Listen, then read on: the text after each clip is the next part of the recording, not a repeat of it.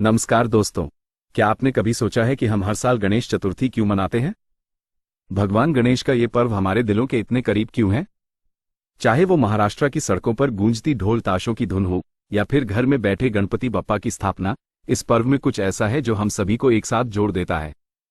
परंतु इस महापर्व का वास्तविक एसेंस और महत्व क्या है? चलिए इस वीडियो में हम जानने की कोशिश करते हैं कि गणेश चतुर्थी का ऐतिहासिक, धार्मिक और सांस्कृतिक महत्व क्या है और इसके पीछे की कहानी हमें क्या सिखाती है। इस वीडियो के अंत तक आप भी इस त्योहार से जुड़ी अद्भुत जानकारियों से रूबरू होंगे जो शायद आपने पहले कभी नहीं सुनी होंगी, इसलिए अंत तक जरूर बने रहें। गणेश चतुर्थी का इतिहास बहुत पुराना है, लेकिन क्या आपको पता है कि यह पर्व प्राचीन काल से ही नहीं बल्कि आधुनिक काल में भी विशेष रूप से महत्वपूर्ण है? इसकी शुरुआत भले ही वेदों और पुराणों में मिलती है, परंतु लोकमान्य तिलक ने इसे एक सामाजिक और सांस्कृतिक मूवमेंट के रूप में भी प्रस्तुत किया था। 1893 में जब भारत ब्रिटिश शासन के अधीन था, तिलक ने गणेश चतुर्थी को पब्लिक सेलिब्रेशन के रूप में मनाने का आह्वान किया। इससे पहले गणेश चतुर्थी सिर्फ घरों तक ही सीमित थी, लेकिन तिलक के प्रयासों ने इसे एक सामुदायिक उत्सव बना दिया। ये पर्व न केवल धार्मिक महत्व रखता है, बल्कि इसके माध्यम से तिलक ने स्वतंत्रता संग्राम को भी बल देने की कोशिश की थी। भगवान गणेश को विघ्नहर्ता यानी संकटों को दूर करने वाले और बुद्धि, समृद्धि और समर्पण के प्रतीक के रूप में जाना जाता है। उन्हें प्रथम पूज्य भी कहा जाता है, यानी किसी भी शुभ कार्य की शुरुआत सबसे पहले गणपति बप्पा की पूजा से की जाती है। उनके जन्म की कई कथाएं हैं, लेकिन सबसे प्रसिद्ध कथा यह है कि माता पार्वती ने अपने शरीर के उपटन से गणेश जी की रचना की थी और उन्हें द्वारपाल के रूप में नियुक्त किया था। जब भगवान शिव वहां आए और गणेश जी ने उन्हें प्रवेश करने से रोका, तब शिव जी ने क्रोध में आकर गणेश जी का मस्तक काट दिया। बाद में भगवान शिव ने गणेश जी को हाथी का मस्तक प्रदान किया और उन्हें जीवनदान दिया।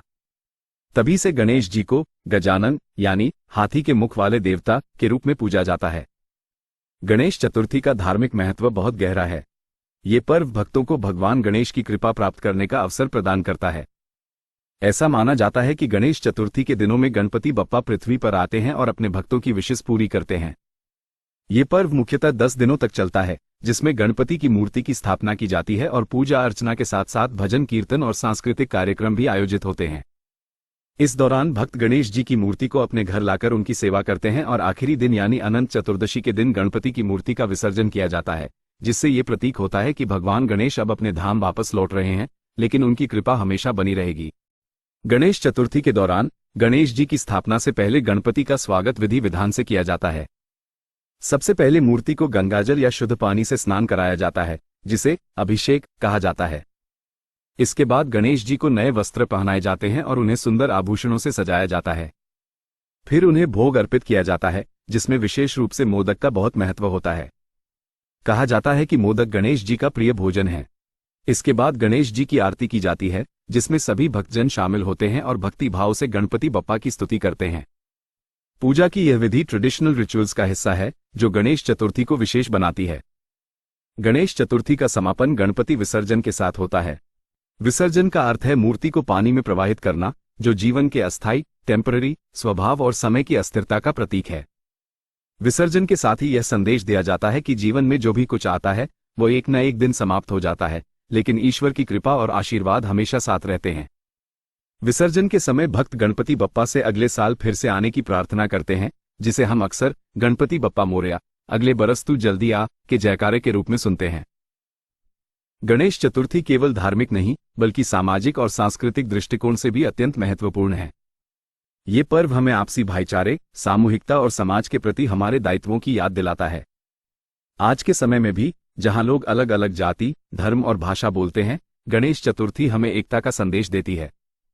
ये पर्व समाज के सभी वर्गों को एक साथ लाता है, जहां लोग अपने मतभेदों को भुलाकर एक ही लक्ष्य की ओर अग्रसर होते हैं, भगवान गणेश की भक्ति और समाज की सेवा। कल्चरल हार्मनी और सामाजिक एकता का ये त्योहार हमारे जीवन में एक गहरा प्रभाव डालता है। आजकल गणेश चतुर्थी का एक और महत्वपूर्ण पहलू है पर्यावरण की सुरक्षा। पहले गणपति की मूर्तियां प्लास्टर ऑफ पेरिस से बनाई जाती थी, जो विसर्जन के बाद जल में घुलती नहीं थी और पर्यावरण को नुकसान पहुंचाती थी। अब कई लोग मिट्टी की मूर्तियों का उपयोग करते हैं, जो प्रकृति के अनुकूल होती हैं। इसके साथ ही आजकल इको फ्रेंडली विसर्जन की भी व्यवस्था की जाती है, ताकि जल स्रोतों को प्रदूषित होने से बचाया जा सके। ये पर्व न केवल हमारी धार्मिक भावना को मजबूत करता है, बल्कि एनवायरमेंटल अवेयरनेस भी बढ़ाता है। गणेश चतुर्थी का पर्व हमें न केवल भगवान गणेश की भक्ति के माध्यम से आध्यात्मिक संतुष्टि प्रदान करता है, बल्कि यह समाज, संस्कृति और पर्यावरण के प्रति हमारी जिम्मेदारियों का भी बोध कराता है।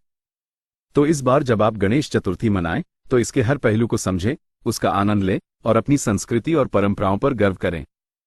आशा है कि इस वीडियो ने आपको गणेश चतुर्थी के महत्व और इसके पीछे की गहरी कहानियों से रूबरू कराया होगा। अगर आपको यह वीडियो पसंद आया हो तो इसे लाइक करें, शेयर करें और हमारे चैनल को सब्सक्राइब करना न भूलें।